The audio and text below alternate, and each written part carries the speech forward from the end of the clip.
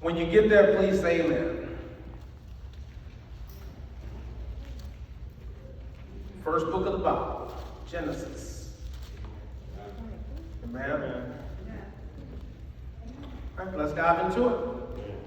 Now it came to pass after these things that God tested Abraham and said to him, Abraham, and he said, Here I am. Then he said, Take now your son, your only son Isaac, whom you love, and go to the land of Moriah. Offer him there as a burnt offering on one of the mountains of which I shall tell you. So Abraham rose early in the morning and saddled his donkey and took 2 of the young men with him and Isaac his son. And he split the wood for the burnt offering and arose and went to the place of which God had told him. Then on the 3rd day, Abraham lifted his eyes and saw the place afar off. And Abraham said to his young men, Stay here with the donkey. I want you to repeat after me. The lad, and I will go yonder and worship. And we will come back to you. So Abraham took the word of the burnt offering and laid it on Isaac his son, and he took the fire in his hand and a knife, and the 2 of them were together. But Isaac spoke to Abraham his father and said, My father. He said, Here I am, my son. Then he said, Look, the fire and the wood, but where is the lamb for a burnt offering? Look at your neighbor and say, Where is the lamb for a burnt offering? And Abraham said, My son, God will provide. Say, He will provide. He will provide for himself the lamb for a burnt offering. So the 2 of them went together. Then they came to the place of which God had told him, and Abraham built an altar there and placed the wood in order, and he bound Isaac his son and laid him on the altar upon the word. And Abraham stretched out his hand and took the knife to slay his son. But the angel of the Lord called to him from heaven and said, Abraham, Abraham. He said, Here am I. He said, Do not lay your hand on the lad or do anything to him. For now I know that you fear God, since you have not withheld your son, your only son, from me. Then Abraham lifted his eyes and looked, and behind him was a ram caught in a thicket by its horns. So Abraham went and took the ram and offered it up for a burnt offering instead of his son. And Abraham called the name of the place, the Lord will provide. Repeat after me. The Lord will provide. Let's say it again. The Lord will provide. Say it again for continuity. The Lord will provide. You may be seated. Amen. Won't be before you long. All I ask is that if you hear the words, say amen. Let's go through this. There was a song a long time ago, a gospel song by an artist. Her name was Vicki Winans. Vicki Winans was a sister and a young woman at the time, a part of the famous Winans family. Have any of y'all ever heard of the Winans family in the building today? Vicki Winans had a song, and I remember she used to sing with her sisters or brothers, and I remember a long time ago she came with a song, and it was called Jehovah Jireh. And I listened to the song and meditated on the song, and I thought about the words of the song, and I said, man, Jehovah Jireh, we don't really hear God being referred to as Jehovah Jireh many times. But there's a big significance in the fact of calling him by other names besides God. Am I right about it? God has multiple names. He has multiple ways that we can call upon his name. Jehovah meaning God, but Jireh meaning provider. So she started the song off and she said it simply, Jehovah Jireh, my provider. You are more than enough for me. Now, most songs build up to a certain climactic point where we get to the main climax of the song, there's a high in the song, everybody gets excited, but she starts off from verse 1 saying, Jehovah Jireh, my provider. If that doesn't make you shout, I don't know what will, because I think about how far God has brought me and the things he's done for me and the ways he's provided for me, and sometimes I can just simply say, Jehovah Jireh, my provider. You do know that God, he inhabits in the praise of his people. And many times when we're going through the hard times of life and the struggles of life and the fears of life, sometimes we already know, the Holy Spirit already knows what we're going through, because it says he understands the grumblings and the groanings of our soul. And sometimes we just got to simply say, Jehovah Jireh, my provider. When you lose that job, Jehovah Jireh, my provider. I'm trying not to get excited because I'm already excited right now, y'all, because when I think about the goodness of God and all he's done for me, my soul cries out, Jehovah Jireh, my provider. Do I have a witness in the building today that it's been many times in your life where you didn't know how God was going to make a way, and some way out of no way, he made a way out of no way for you? How many times were we living in sin at the time and we were doing things that we shouldn't have been doing, but my God, my provider, God Jehovah Jireh came through like a mighty rushing wind and made a way out of no way. I know I don't deserve his grace based on the way I was born into sin and the things I've done in my past. But the good news as we go into the text is that you'll see that when God looks at us, he sees not our sin, but he sees the justifying power of God. Let me say that again. He doesn't see our sin, he sees the justifying power of God. And that justification is only something that God can give out to someone. I don't have the right to call someone justified. You don't have the right to call someone justified. Justification is a legal term where God declares one righteous and worthy of his salvation. Is anybody in here saved today? Is anybody in here bought by the blood of Jesus Christ today? Is anybody in here got any experience about how God made a long way, made a way out of no way when you didn't even deserve it? The song goes on to say, Jehovah Rapha, my healer. Now I know I got some saints in here today that God has healed somebody in this building today. I know the doctor said Jesus can still say yes. I know that there's been times when you got that bad doctor's report and you started to doubt God and say, God, you brought me this far just to leave me. God, you brought me this far just for me to be sick. God, the doctor's report doesn't sound good. And then you get up out that hospital and walk out of there, and the next thing you know, God has healed your body. The doctor looks at the report and says, I don't see that cancer anymore. The doctor looks at that report and says, I don't know how you even got to this place in your life. But the good news of Jesus is that in spite of everything we're going through, Jesus is still in the healing business. Do I have a witness today that can attest to the fact that Jesus is still in the healing business? Do you believe that Jesus is still a healer? Do you believe that he's Jehovah Rapha, which means that he's my healer? I'm so grateful today that I can report that my God, my Jesus is still in the healing business. I don't care about COVID. I don't care about none of that stuff because I know my God is on top of all of that right now. The song goes on and says, Jehovah Shalom, you are with me. Shalom is a word that you'll even hear sometimes in the Arabic, and it talks about him being your peace. Have you ever been in a situation where you felt like you didn't have any peace? Come on, I know I'm not the only one. I know I'm not the only one where sometimes life gets so rough, it gets so tough, and you feel like you just have no peace at all. But I'm here to let you know that that's when we give God the privilege and the honor of calling him Jehovah what? Shalom, which means that he's my peace. The song goes on and says, you are more than enough for me. More than enough. And as much as the Spirit leads you to say that, you have to say more than enough. The thing that's a blessing about God is that he's not just a little bit. He's everything we need. He's not just a sample. He's everything we need. When you go to a restaurant and you get an appetizer, the appetizer is there simply just to get you ready and to open up your palate and get ready for the good stuff. Has anybody here ever been to Steak 48 before? Let me try another one. Capital Grille. Fleming's, fine dining. When you go to these restaurants, they usually have 3 to 5 courses that they're going to serve you. The appetizer is the thing that gets your palate ready and gets your mouth ready to actually go for the big thing, which is usually the prime ribeye, the center cut steak. The way God works is that, and many times in our life, he gets us ready and he gets us primed and gets us prepared for the big blessing that's going to be there in our life. The only way that he does it many times is through a test of faith. A test of faith is what's given almost like an appetizer to get us ready for the big piece of meat that's coming later on. Are y'all with me on that analogy? So in the scriptures, we have to look at what's going on right now.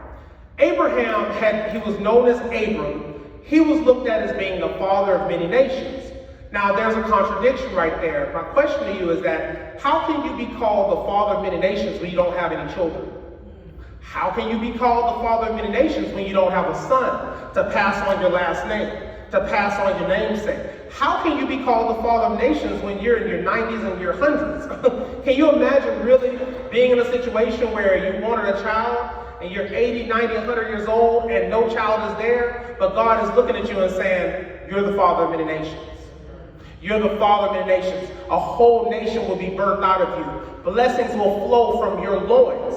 So in that situation, Abraham looked at this and said, well, man, through the Abrahamic covenant, if you go back to Genesis 18 and 19, it describes a story of Abraham and Sarah, them wanting a child to carry on the legacy because of a promise that God made to them. Have you ever had God make you a promise and you had no idea how it was going to come to fruition? Have you ever had God put something in your spirit and you're like, man, God, I have no idea. This doesn't make sense. I don't have the resources. I don't have the finances. I don't have any of that. And God's still telling you, press forward. Go forward. Trust me. Believe me. I got your back. Trust me. Believe me. I got your back. Just like in this situation, Abraham was faced. Abram at the time had no child. This is what Sarah did though. She said, you know what, take my handmaid, give you a little background so we can get up to chapter 22. Take my handmaid, Haggai, and I want you to take her, I want you to impregnate her, and that'll be the child. That must be the one that God was talking about. How many times has God told us to do something, but we deviated from the plan of God because we wanted it to be the way we wanted it to be. We wanted it to go the way we wanted it to go because most of us really are spiritual narcissists. We want to be in full control of the situation, so we kind of tell God, hey God, you know what? Even though you're Jehovah Rapha, you're Jehovah Jireh, you're all these great things, you've brought me out, let me just do this on my own. I'm going to do this, and I want you, God, to sit back and watch while I fix this situation. That's basically what Sarah did. Sarah laughed at the idea of actually having a child. How many times have you laughed about the opportunity for God to bless you? Because you're looking at your current state and you're like, man, do I deserve a blessing? How am I going to get a blessing? Am I in a situation where the blessing can even come to me? But God, thank God that he doesn't look at the current circumstance. He looks way in the future and he already knows because he's omniscient what's going to happen. Are y'all with me up in here today? So then when you go through the scriptures and you look at it, the question that I have for you today is that, are you willing to give up the most precious thing you have to God in a sacrifice to satisfy his will? Would you give up your child? Would you give up your job? Would you give up your home? Would you give up your 401k? Would you give up your retirement just to please God? The rich young ruler went to Jesus in the scripture and he said, I want to be the greatest one. I want to believe in you, Jesus. I want to follow you at all costs. And what did Jesus tell him to do? Come on, louder, somebody. Give up everything you got and follow me. How many of us right now during this pandemic, during this economic downturn, are willing to give up the little we have in the response of waiting for what God has us for on the other side? So as we go through the text, we look at it and we see that the test that God has, it doesn't make sense to Abraham. It doesn't. But just like my grandma used to tell me in Proverbs 3, 5, and 6, trust in the Lord with all your heart. Lean not unto your own understanding. In all your ways acknowledge him, and he will direct your paths. Abraham had to believe and trust that God had another way. He had to believe, and he knew that when God made a covenant with him, that covenant was ironclad. Let me tell you something. When man makes a promise to you, it can have stipulations or clauses to get out of that agreement. When man makes a contract with you, it can say, if you do X, Y, and Z, then I will give you X, Y, and Z. But if you don't do this, or if you don't do that, I can void the contract. The good news about our God, our Father, Jehovah Jireh, is that when he gets in contract with us about a blessing, or when he gets in contract with us to make something happen for us, his contracts are ironclad. Do I got a witness in the building to know that that's dependability for you? Do you know that when God says it and God says it's going to be this way, it's going to be that way, no matter what the current circumstance is, no matter what you got going on, no matter how much money you got in your pocket, no matter what you got going on, when God says it is, then it is.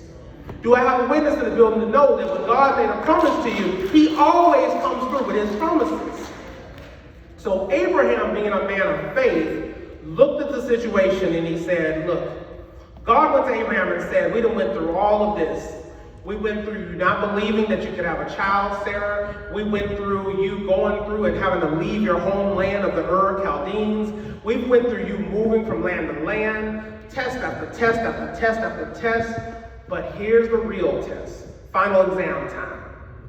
I need you to take the son, the legitimate son, not Ishmael, the one that you manufactured, but I want you to take the spiritual son that I gave you and Sarah from your bowels, from your loins. Take it up to a hill. I want you to put him on an altar. I want you to sacrifice him. The son you've been waiting on for 80 years, 90 years. The son that you were promised a long time ago. The son that's going to take your last namesake. The son that's going to take the inheritance and do greater things with it. The same son that could have multiple nations underneath him. The same son that is going to be the father of other nations and sub-nations. I want you to take him, put him on an altar, build me an altar, put it on an altar, and instead of a lamb, I need you to use him. My question I have for you today is that what are we willing to take to the altar for God's will? What are we willing to give up and fast for God's will? What are we truly willing? How sold out are we really willing to go for Jesus Christ? How sold out are we really willing to do during these hard times, during any time, to take the one bit of comfort that you do have and put it on the altar and give it to God? Now let's think about this. God already promised me that I'm getting a son, I got a son. He promised me that I'd have many nations underneath me, more children, multiple lineage. How does God contradict himself in this situation to say you're going to do this? Here's what I'm going to let you know. God's ways are not our ways. Our thoughts are not his thoughts. Our spirit is not his spirit. So because God is omniscient and all-powerful, he's omnipotent, he's already looking at the end result in the long term right there. Abraham, one point I want to make to you today is his obedience. Obedience is a word that sounds really ugly and nasty because a lot of us hate to be obedient. We don't like to be obedient. We get grown. We say, man, I'm not listening to nobody no more. But God is growner than everybody in this building. Don't care how old you are. Don't care how long you've been living here. When God makes a command, we got to do it. Abraham at least had enough sense to know, hey, doesn't make sense. Don't know how I'm going to get out of this. Don't know how it's going to work. But let me get this boy ready. We're getting ready to go up to this hill, and I'm getting ready to make the sacrifice. Now watch this. Isaac, different theologians have said that I've heard people say he was a late teenager. Some say he was up to about 19 years old. So he's not a novice in life. He's looking at this thing like, man, we've made sacrifices before, Dad. I see me. I see you. I see some stuff to put some wood, but why am I coming up here with you and we don't have no kind of ram or nothing? Where that lamb at? This is kind of weird, Dad. Abraham told the servant, me and him are going up and we will be back. How many times are we willing to really claim that in the midst of the storm or whatever we're going through, when God gives us a faith test, that we can declare with a surety that we're going to come out on the other end of it victorious, that we're going to come out on the other end of it better than what we were before we started, that we're going to come out the other end of it better in our faith than before we started. Abraham did this, and check this out. So Abraham is going through the test of his life. Isaac sees the fire at the altar, doesn't see the lamb. But watch this. God put Abraham in a situation that only he could fix. Let me say that again. God put Abraham in a situation that only he could fix. I can tell you from my own personal life, there's been times where a problem comes about. I look at that situation and say, man, let me go ahead and take care of this. I'm a smart, educated dude. I'm not stupid. Let me handle this. But then when you look at it, it looks impossible. It looks like you can't get out of it. It looks like you're drowning. Have you ever felt like you were drowning in life and didn't know how to get out of it? Have you ever felt like you were at the doctor and they told you some news, you're like, man, what in the world am I going to do with this? But then on the flip side, you had enough trust and faith to know that any situation like this, we got to call out Abba Father. We got to go to our Father and use our unfair advantage in life, which is God. Let me tell you something. He wants us to cheat in life. Let me say that again. We don't have to take a lot of pride in life trying to do it on our own. He wants us to cheat in life and say, God, you know what? We already know we got the victory, Lord, so I need you to go before me and handle this thing right here. Don't know how you're going to do it. And we got to get to a point of not caring how he does it, because that's his business. We got to walk bold, walk faith, walk up that hill, face our Goliath and say, you know what? I'm here. I got the stuff that you told me to bring. And all I know is that Goliath, you're coming down today. Amen. And as we go further in the text, we have to look at it. God is omniscient. God knows what we're going to do before we do it. Abraham's obedience was crucial. Because of the obedience, God justified Abraham. But watch this. Have you ever heard of typology? In the scripture right here, if you look at this, Isaac becomes a type of Christ. It's foreshadowing the blessing that's coming of Jesus Christ later, that a sacrifice had to be made. Jesus, John 3:16, for God so loved the world that he gave his only begotten Son, that whosoever believes him should not perish but have everlasting life. It was his only Son. It was his treasured jewel. It was the one thing he had that was perfect. It was the one thing he had that was blameless. It was the one thing he had that he could count on. He sent Jesus incarnate in flesh down to a sin-filled earth to be that sacrifice, to be that propitiation, to be that love for me and you. Do we deserve it? No, we don't, because we were born in sin. But God loved us so much that he sent Jesus down. Abraham, in the scriptures, he loved Isaac, but he loved God more. Let me say that again. He loved his son, but he loved God more. As we go through the scriptures, I'm almost done. God may be waiting on us to complete our sacrifice so he can really give us what we really need. Let me say that again. God may be really waiting on us so that he can really give us the blessing that we really need. Many times we look at God and say, God, when is it going to happen? God, when are you going to make a way? God, when are you going to open that door? God, when are you going to make me feel better? God, when are you going to do this, do that? And God may be sitting there saying, I told you what you have to give up for me. I told you what you have to sacrifice for me. Are you willing to do it is the question.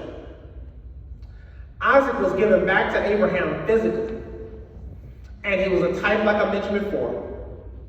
God gave Isaac back and guaranteed more blessings. Let me tell you something. When God asks us for something, or when he demands something, many times there's more blessings on the other side of it waiting on you. But we got to pass that test of faith right now. So we have to be obedient, we have to be willing, and we have to be joyful. Because when we get what we need or what we want or what God blesses us with, we got to be willing to go out and tell a dying world how God did it. We got to be willing to go out into the communities and tell them, hey, this is what I was going through. This is what God has done for me now. And when we go through the scriptures, this is what we're going to see. He gave back Isaac, granted more blessings. God makes provisions when he sees our worship. Let me say that again. God makes provisions when he sees our worship. God grants blessings when he sees our obedience. And when we show faith in Jesus Christ, then God will become our Jehovah Jireh. He'll become that provider. He'll become that peace that passes all understanding. Jesus was placed on the altar, and he was given back to God. You have to be willing to sacrifice your Isaac on the altar today. His name is Jehovah Jireh, which means God provides. When everything else fails, just know you can always go to that rock. His name is Jesus Christ. I close today by just reminding you of these simple things. Time is tough right now. We're all going through some hard times, economically, physically, emotionally. But Jehovah Jireh is always there to provide for you. All you got to do is call upon his name. When you're hurt, you don't know what to say, you don't have to pray perfect. Just call his name, Jehovah Jireh. I need you to provide. And that's all I have for you today. Amen.